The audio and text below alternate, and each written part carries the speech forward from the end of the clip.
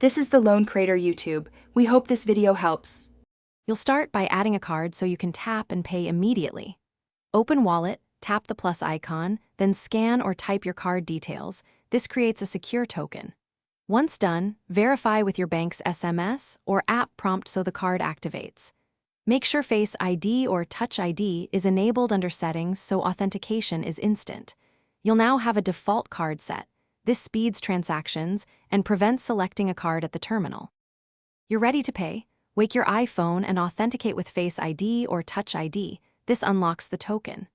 Then hold the top edge of the iPhone near the reader. Keep it steady for 1 second. The reader and iPhone exchange encrypted data, so you don't share card numbers.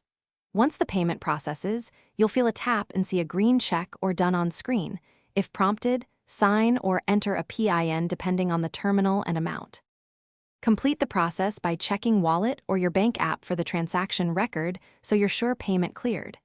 If the reader fails, try tapping again while keeping the top of the phone aligned. Sometimes moving slowly fixes alignment. If issues persist, toggle NFC by turning airplane mode on then off or restart the iPhone to reset the radio.